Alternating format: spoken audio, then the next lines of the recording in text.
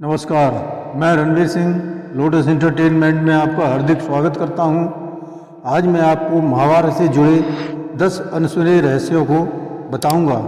प्रथम, मित्रों, आपको यह जानकर हैरानी होगी कि गांधारी ने 100 नहीं दुर्योधन सहित 99 पुत्रों को जन्म दिया था तथा एक पुत्री को जन्म दिया था जिसका नाम था दुशाला। एक पुत्र दासी से उत्पन्न हुआ था जिसका नाम विकर्ण था। इस प्रकार 100 कौरव कहलाई। विकर्ण दुर्योधन का सौतेला भाई हमेशा दुर्योधन का विरोध करता था। विकर्ण ने ही द्रौपदी के वस्त्र हरण के समय दुर्योधन का पुरजोर विरोध किया था। दूसरा, मित्रों, सत्यवती के महाराजा शांतनु से पहले ऋषि पाराशर से संबंध बनाए जिनसे उन्हें एक पुत्र की प्राप्ति हुई जिनका नाम वेद व्यास के नाम से सारा संसार परिचित है। यही एक कारण था जो वेद व्यास जी हस्तिनापुर की सारी जानकारी रखते थे। आगे चलकर सत्यवती के 2 पुत्र और महाराज शांतनु से पैदा हुए जिनका नाम चित्रांगद और विचित्रवीर था। वे अल्पायु में ही भगवान को प्यारे हो गए। मित्रों, तीसरा, चित्रांगद का एक बार गंधर्वों से युद्ध होता है जिसमें चित्रांगद वीरगति को प्राप्त हो जाता है। उसके स्थान पर भीष्म विचित्रवीर को सिंहासन पर बैठाते हैं जिसे क्षय रोग था। कुछ समय उपरांत उसका भी देहांत हो जाता है। अब माता सत्यवती और भीष्म पिता के सामने उत्तराधिकारी का संकट उत्पन्न हो जाता है। तब माता सत्यवती अपने बड़े पुत्र वेद व्यास से नियोग द्वारा पुत्र प्राप्ति के लिए कहती है। नियोग से धृतराष्ट्र और पांडु का जन्म होता है। चौथा, 5 पांडवों का विवाह द्रौपदी से हुआ था। इससे सभी लोग परिचित हैं, लेकिन आपको शायद ही जानकारी हो कि इन पांडव भाइयों के 2-2, 3-3 विवाह और हुए थे, लेकिन कोई भी अन्य रानी हस्तिनापुर में दिखाई नहीं दी क्योंकि द्रौपदी का विवाह से पूर्व ये शर्त थी कि मेरे अलावा हस्तिनापुर में दूसरी कोई भी रानी नहीं रहेगी। यही वजह थी पांडव विवाह करके अपनी रानियों को वहीं छोड़ दिया करते थे।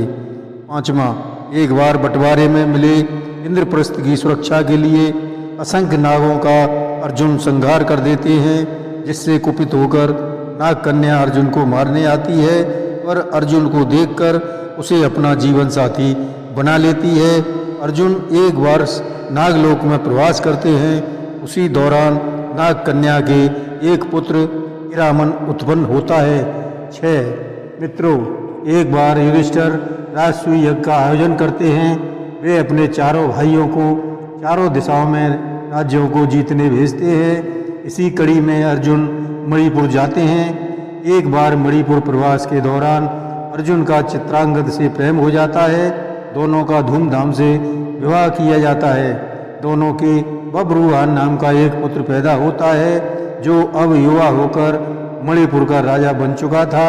उसका और अर्जुन का आमने सामने युद्ध होता है जिसमें बब्रुवाहन युद्ध में अर्जुन का सर धड़ से अलग कर देता है। बब्रुवाहन की अपनी माँ चित्रांगद से ज्ञात होता है कि अर्जुन उसके पिता हैं। तब भगवान श्री कृष्ण की कृपा से अर्जुन जीवित हो जाते हैं। 7वां, एक बार अर्जुन भगवान कृष्ण से पूछते हैं, माधव, क्या मेरे भाग्य में संतान सुख नहीं है? तब सुभद्रा से अभिमन्यु का जन्म होता है। अभिमन्यु अपने पिता की तरह एक महान धनुधर था। चक्रव्यूह में अभिमन्यु कौरवों के दांत खट्टे कर देता है और वीर गति को प्राप्त होता है। अर्जुन बहुत दुखी होते हैं। कृष्ण जी बताते हैं, तुमने एक बार अपनी संतान के लिए पूछा था।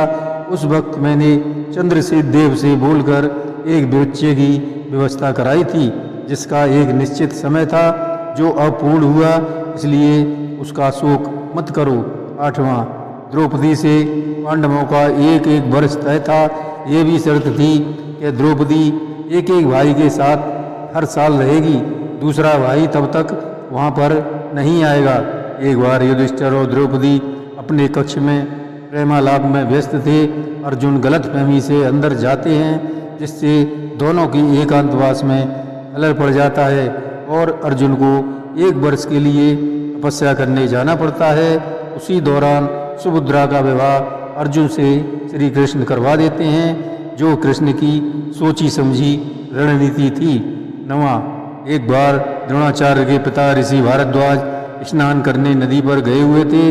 वहाँ पर एक अप्सरा झीने वस्त्र पहने नदी में स्नान कर रही थी, जिसे देखकर भारद्वाज मुनि का वीर्यपात हो जाता है। पहले ऋषि मुनि अपने तेज का इस्तेमाल शक्तिशाली पुत्र प्राप्त करने के लिए किया करते थे, अतः वे अपने वीर को एक पत्ते में दोने में रख देते हैं, जिससे उन्हें पुत्र रत्न की प्राप्ति होती है, जिनका नाम द्रोणाचार्य जगत विख्यात है।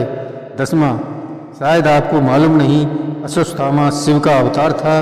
दुर्योधन की मृत्यु के बाद गलतफहमी में पांडवों की बजाय पांडव पुत्रों की हत्या कर देता है।